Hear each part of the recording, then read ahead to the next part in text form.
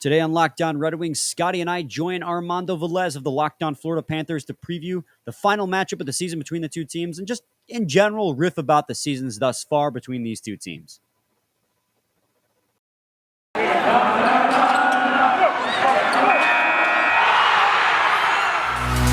You're Locked On Red Wings, your daily podcast on the Detroit Red Wings, part of the Locked On Podcast Network, your team every day.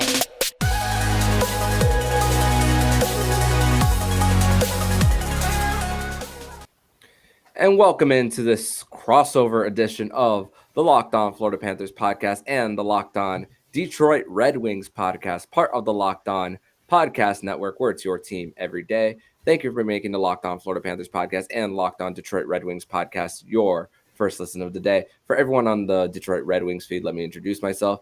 My name is Armando Velez. I'm from PantherParkway.com, and you can follow me on Twitter at MondoMan12. Follow the show account on Twitter at LO_FLA Panthers. And thankful to also be doing yet another crossover with some hosts of the Locked On Podcast Network. This time we have the guys from Locked On Red Wings, Scotty Bentley and Brian Fisher. How are you guys? Doing good. Just got off of work. For once, we're actually recording with the sun up. Our listeners have gotten very accustomed to seeing nothing but pitch black behind me here. So it's nice to get an early recording ahead of this the final Panthers matchup with the Detroit Red Wings this season. This is literally the earliest we have recorded a show in I couldn't even tell you how long. And it's not like by an hour, like it's like hours earlier. Scotty, do you think anyone's going to message us during this recording? Yeah, that's actually another thing. The last two shows in a row, someone has added us on Twitter, like specifically adding us on Twitter mid-recording for 2 games in a row. So we'll see if that continues here. But we're throwing a curveball by recording earlier. Yeah, it'd be a little test, but yeah, glad to be here. Yeah, my notifications are off when it comes to Twitter. So I never get them. I never get the notifications. Smart play. Whenever I log on, I think we have like likes and like retweets and stuff like that. Off of the mentions, I think we still have on, obviously. So yeah, it could be a lot when your phone's constantly buzzing. Like, no, I don't want any of that. But you know what's crazy about this season series? Every single matchup between the Florida Panthers and the Detroit Red Wings this season has been some form of ESPN game, whether it's an ESPN Plus or the most recent one, which is a nationally televised game. I always tell people on my side of the feed that ESPN Plus games don't count as nationally televised games because of you have to go in and pay a subscription. So the real nationally televised game was that most recent one on Sunday between the two. But a lot of people got to see. Detroit's on a bigger stage more than the Florida Panthers just because of their history, of course. But it was pretty cool to see the three rookies who are just battling out for the Calder trophy in Moritz Seider, Lucas Raymond, Anton Lundell, all on the ice at the same time. Anton Lundell missed the first matchup between these two, and just the guys that are just gonna take this league by storm, and that's just not even mentioning guys like Trevor Zegras, Michael Bunting, Tanner Jeannot, and all that stuff. Just when you see all three of those players on the ice, at least in these three matchups, what's going through your guys' heads?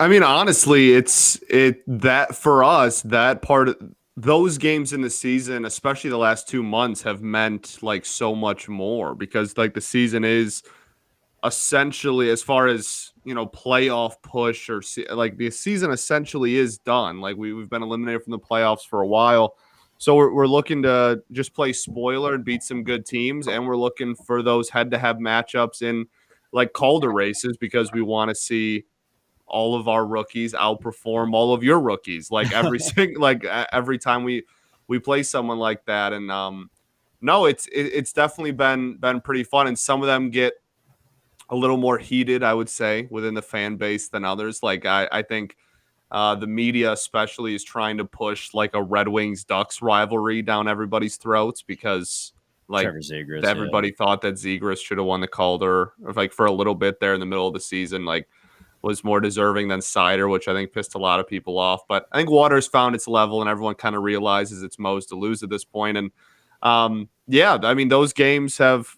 been super fun and mean honestly, at this point in the season, mean pretty much everything to the fan base. I mean, that being said, though, Anton Lundell, I think, is a little bit of an underrated rookie on the national scale. Yeah. He, so far this season, has, an expected goals above replacement of about 9, about 6, which for a rookie is incredibly good. And of course, his stats, he's got 43 points so far this season. So he's just behind Moritz Seider in total points among rookies. I think Moritz Seider slots in at 4th overall, which is, as a defenseman, the lone defenseman in that top 5 core, I mean, just goes again to show how good Seider has been. And I agree with Scotty.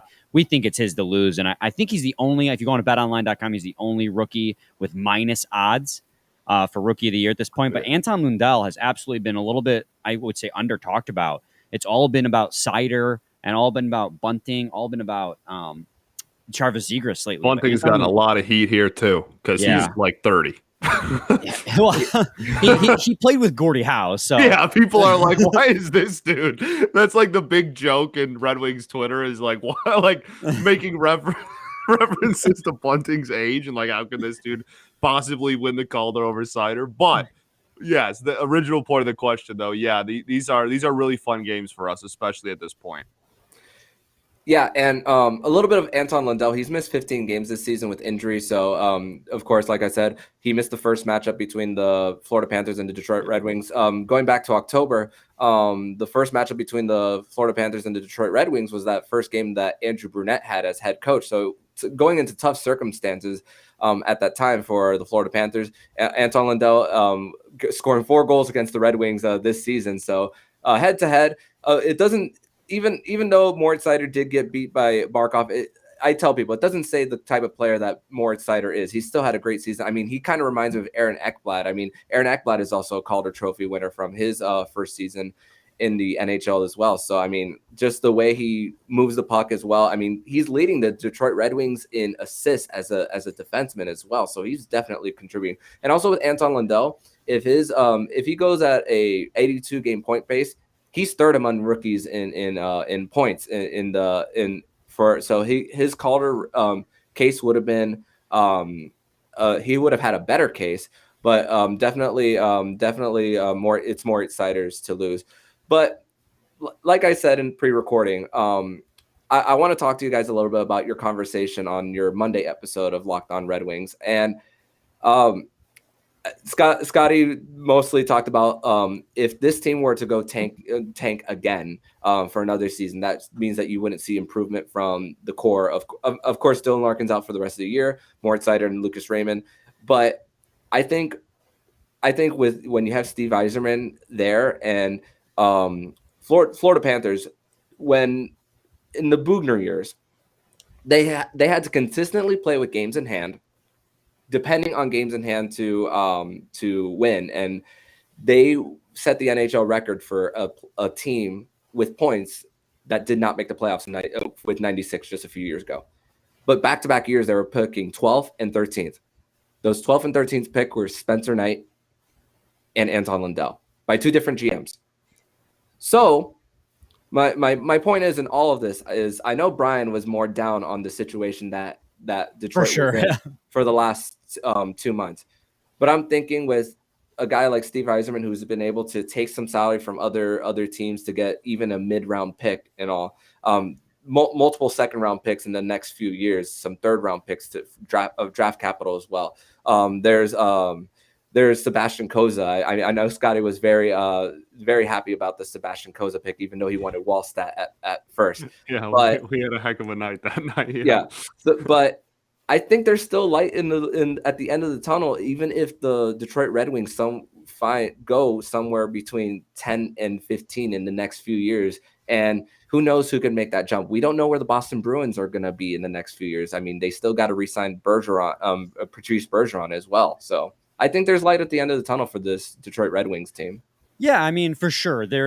One thing that the Red Wings are is flush with draft picks and flush with prospects. They definitely are a team that's developing in the right direction, and a lot of their prospects are having phenomenal, D+1 years and D+2 years. Simon Edvinsson and newly signed Pontus Andreasen are Rookie of the Year candidates in the SHL. Pontus Andreasen was an undrafted free agent. He's like 23 years old. And they signed him, and they're both Rookie of the Year candidates in the SHL. Then William Wallander was named the U20 Player of the Year in the SHL. And they're all giant players. They're all huge. And you got Elmer Soderblom, who's absolutely lighting it up with Frölunda over there. I mean, Steve Yzerman, one, he loves Swedish players, evidently. But two, he loves giant Swedish players because all these guys are over 6 foot. Edvinson's 6'5", and Soderblom's 6'8", something massive like that. The dude should be playing basketball, not hockey. He's massive. And all these players, for their size, have incredible strides. They're very smooth skating. So there's definitely a lot of talent along the way. In Grand Rapids, we have Donovan Sabrango and Jonathan Berggren, who are about to make their NHL debuts. Berggren probably sooner than Sabrango, as soon as next year.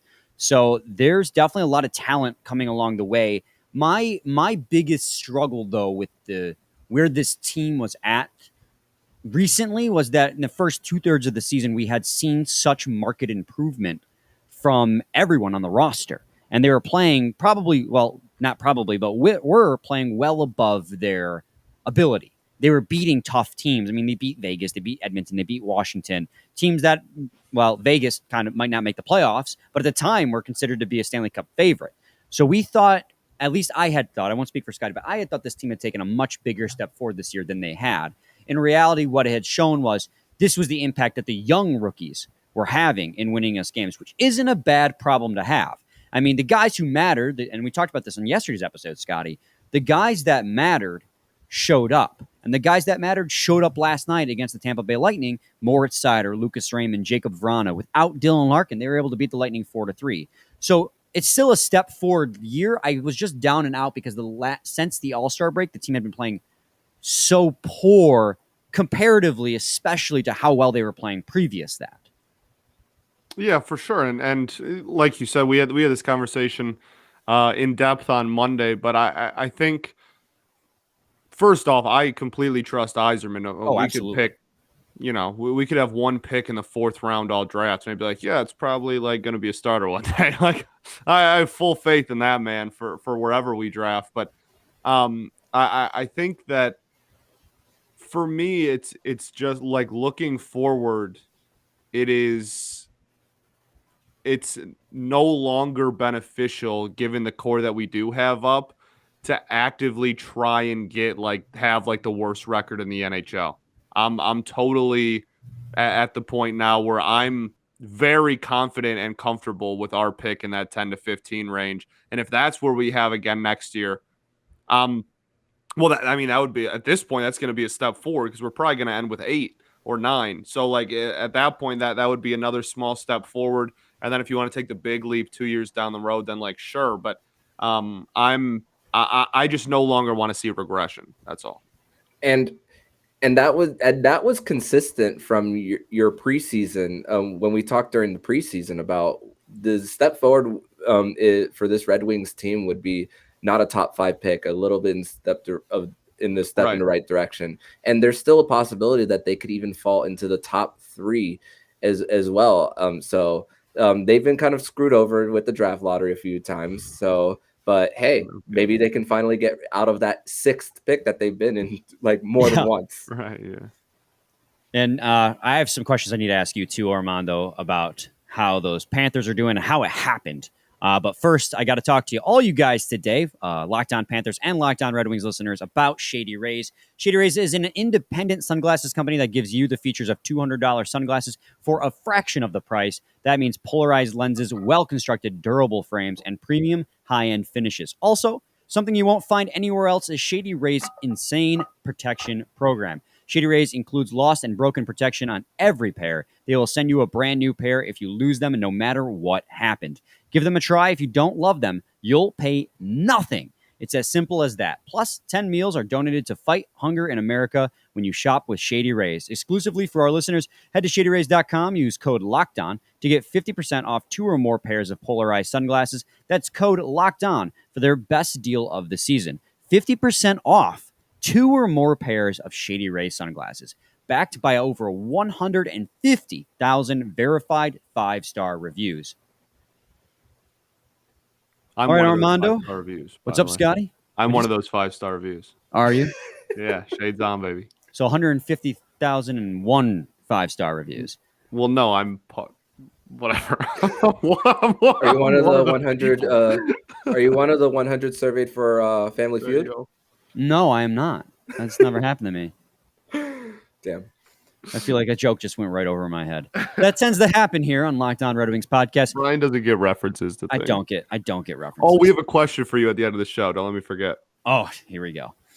All right, Armando. So your Florida Panthers are a team that for many, many years now, people have been saying this is the year.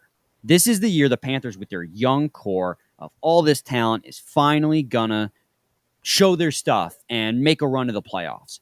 Every year I go, doubt it, because every year they wouldn't do it. This year, they finally did it. You guys are not just a playoff team. You guys have been, the Florida Panthers have been an elite team in the NHL. I think you guys are first in the Atlantic Division right now, which is just insane. You guys have over 100 points. And then you got Jonathan Huberdeau, who has 111 points and could quite possibly win the award for most points in the NHL, which is just absolutely insane. And even besides him, you got Barkov, you got Bobrovsky, who I thought was toast after last season. I thought he was just a goalie who wasn't going to play up to his contract after getting paid millions, because he had seasons before, even with It's Columbus. a Bob year. You can't predict them. That's the thing. You can't predict a Bob year, baby. They're random as it gets, and this was one of them. And so that's actually where I want to start. I mean, Huberdeau, Barkov, Lundell, we know they're awesome.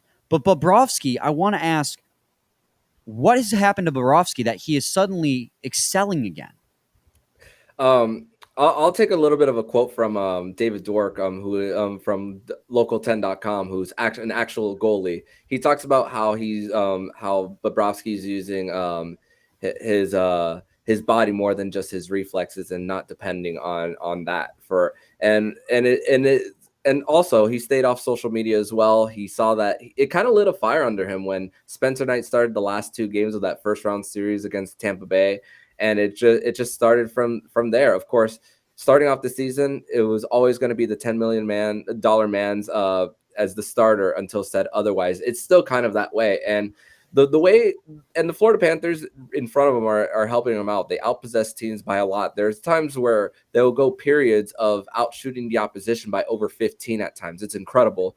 And what they're able to do. They get blocks in front of the net as well. Mackenzie Weegar is one of the leading players in the NHL in takeaways as well. Even though he can have a few, he turns the puck over a little bit from time to time.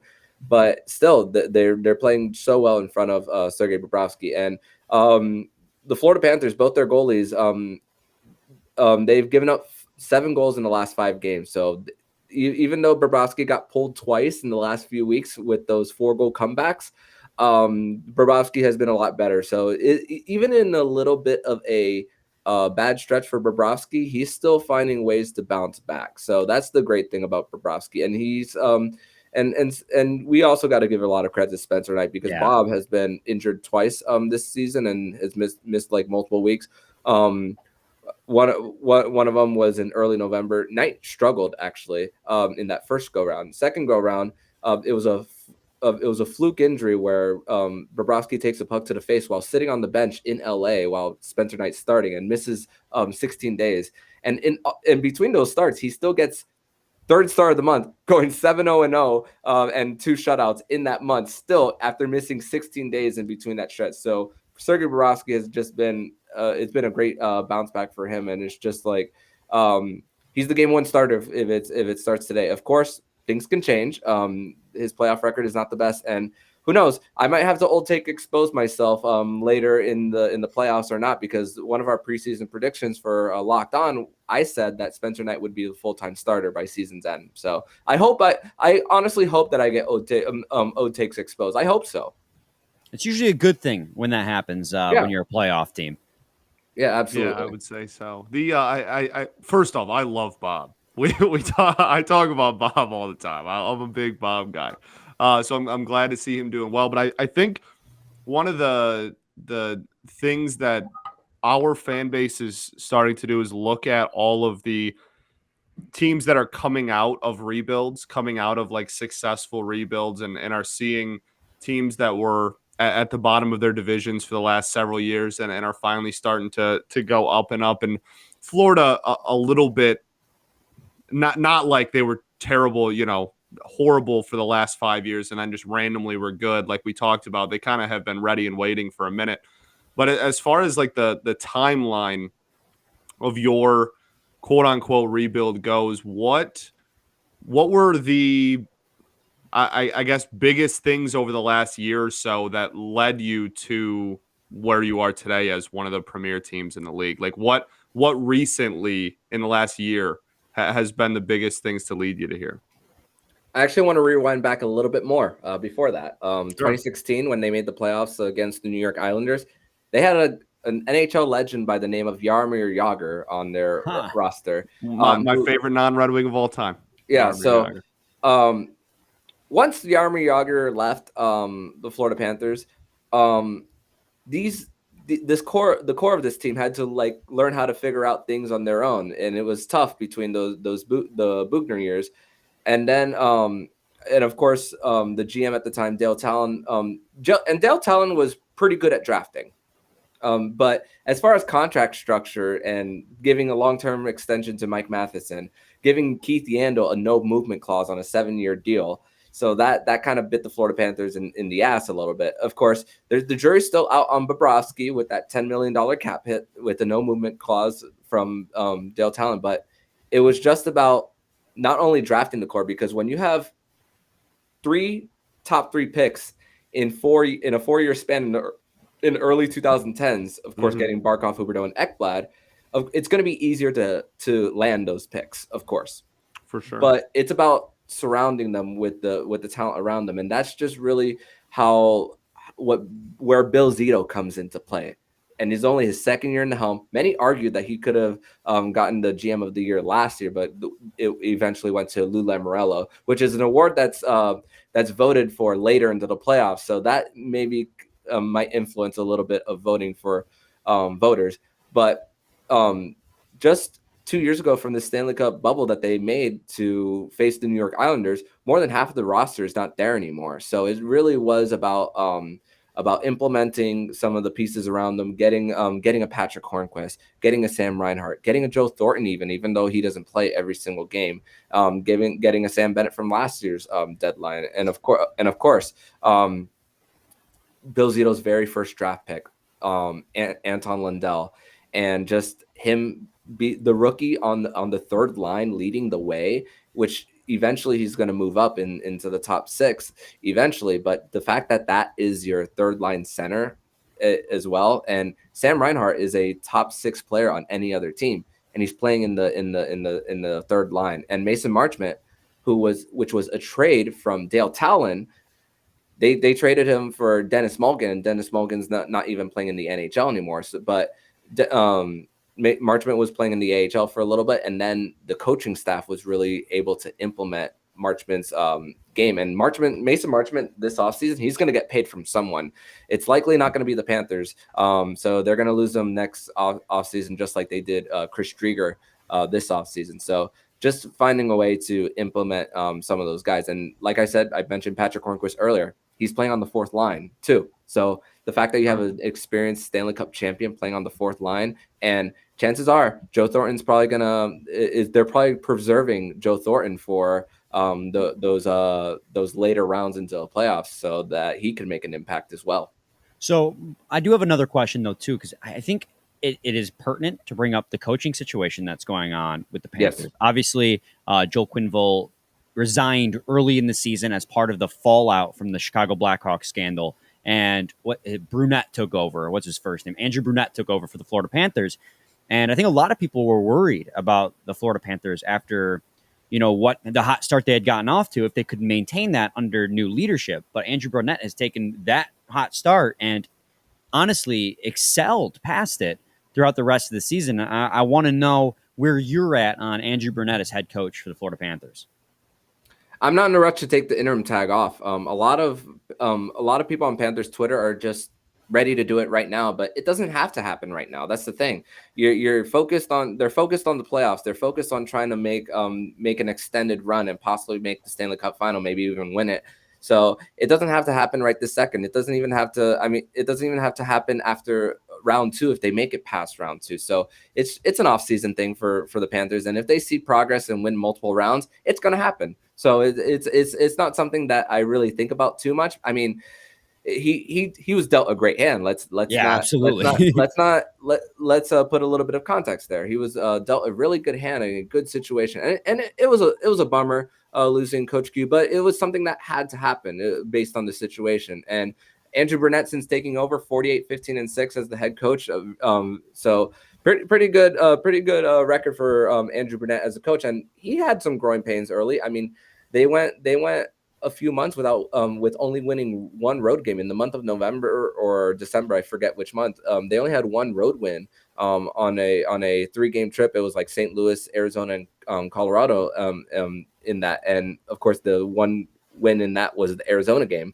But they were struggling on the road for quite a while. And then all of a sudden now, and when they were struggling on the road and only had 3 losses at home in the first 4 months of the season, it was tied. It was kind of tied with Carolina, but now since they started playing better on the road, now we're starting to see that separation. Right now they're on an 11-game winning streak, and they're 2 games away. They're 2 games away from breaking their franchise record winning streak, which they set back in 2016. That winning streak at the time was they were in the middle of the pack in the standings, and that was what was needed to win the division.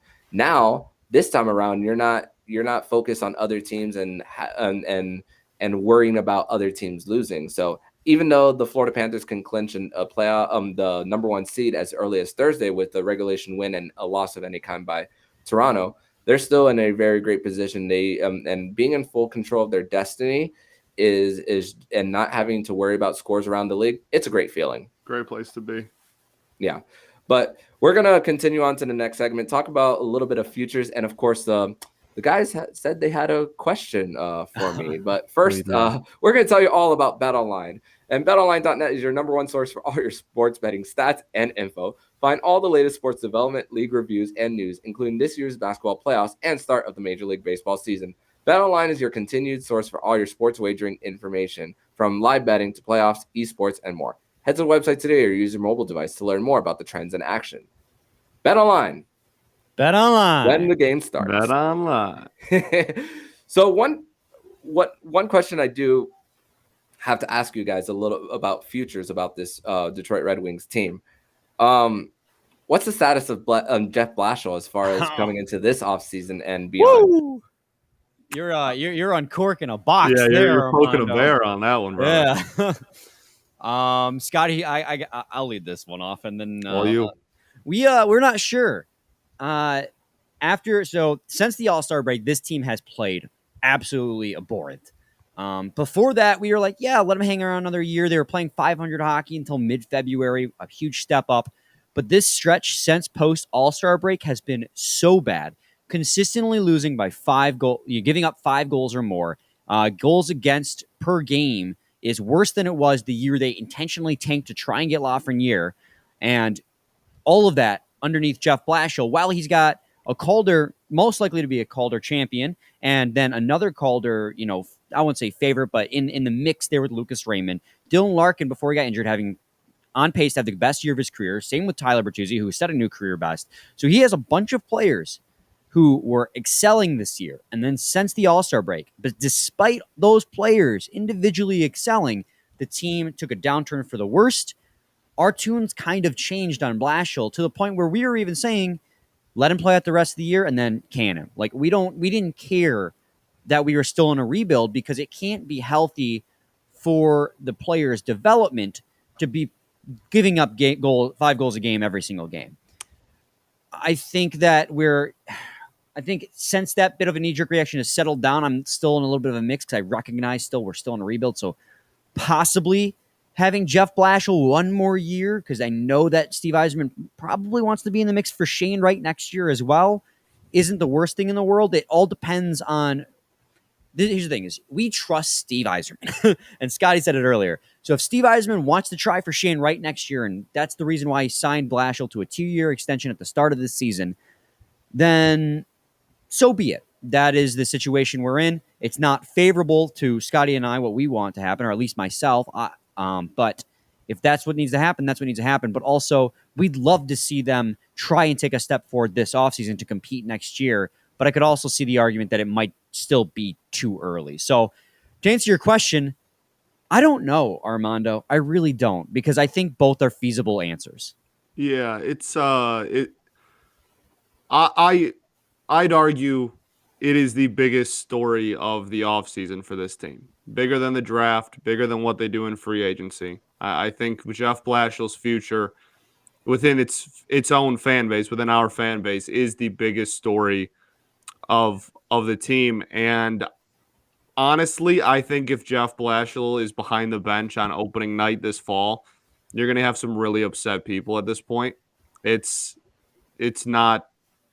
He doesn't have too many fans left, and I think this post All-Star break scuffle was kind of the last straw for a lot of people. It was the straw for me, for the most part. And I think he's only got a year left after he finishes out this season, right? And I personally, I think we should let him finish out these next 5 games and then send him packing. That's been my stance for a while. But it is certainly a controversial and very hot button issue within the fan base, and it'll be really interesting to see the game plan going forward, because at some point you're doing a disservice to the rookies that are trying to develop by implementing a system that in the middle of the season just randomly started giving up 5 goals, 6 goals a night and maintained that throughout the entire second half. Well, and see, that's also, people love to say it's been 6 years since the Red Wings made the playoffs, and Jeff Blashill's been behind the bench all 6 years. And I think that's unfair because, this team was built to fail those years intentionally because we were tearing down for a rebuild.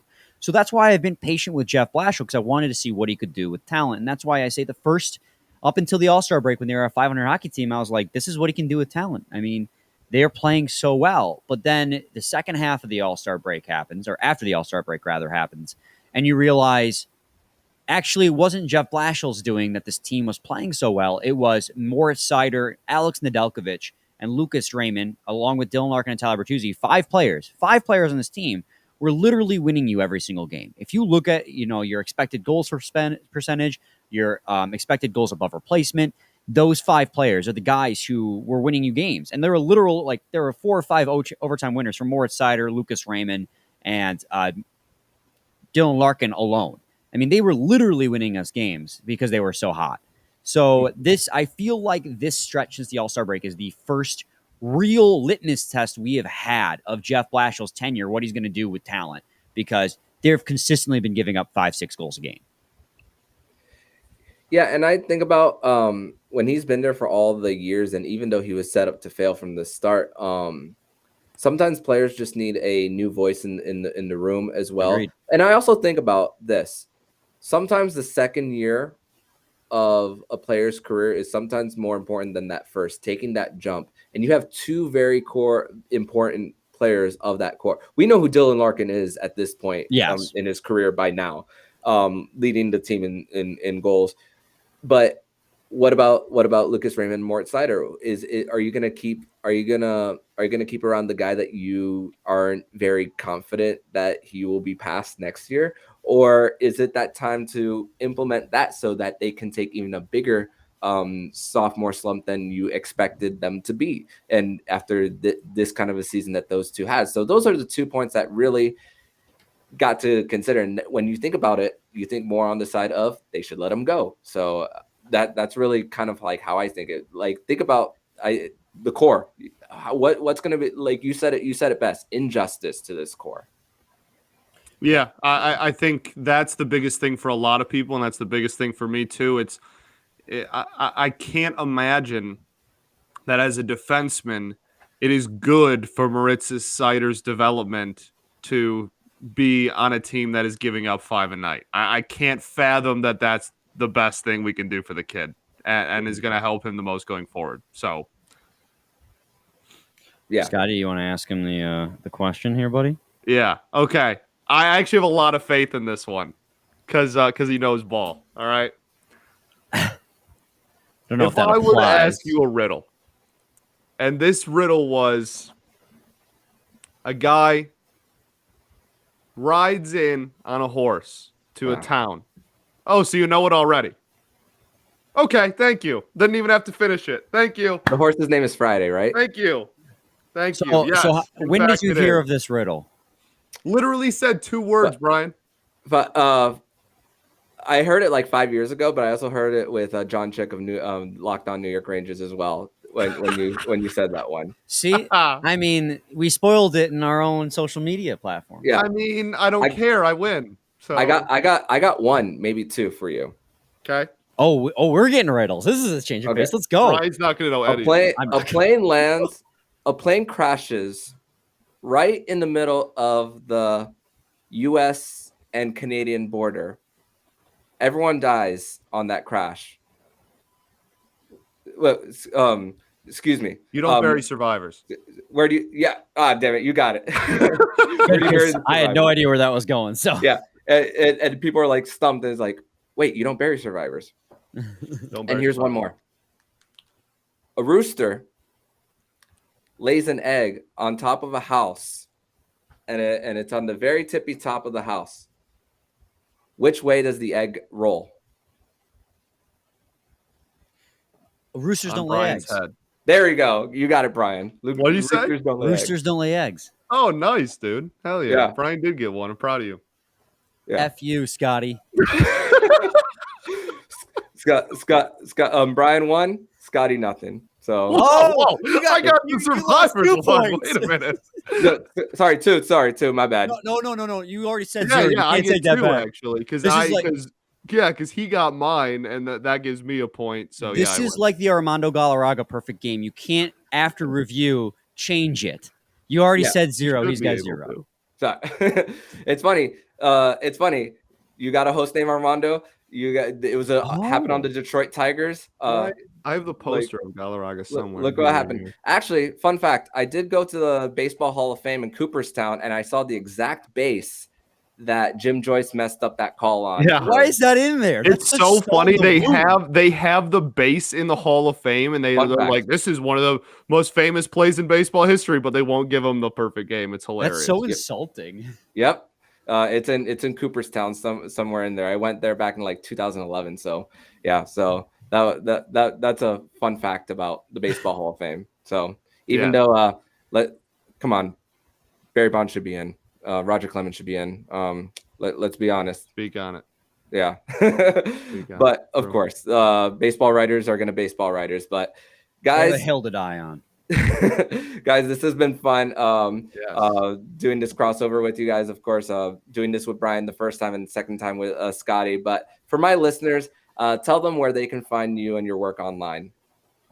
I'm on Twitter at Brian Fisher 971. The podcast is at LO_Red Wings. And I just follow me to see me post about hot Red Wings hockey. That's what I do. Yeah, I'm obviously the Red Wings show is that one, and then my Twitter is at Bentley Scotty, and mine is I honestly all of my hockey takes are on our like show's Twitter, and then my personal one is mostly baseball. So if Yes. you're a baseball fan, that's my personal is a lot of that. Scotty is also host over at Locked On Tigers. As I said. That too. You can check out that if you're somehow a Florida Panthers, Detroit Tigers fan. Hit me up.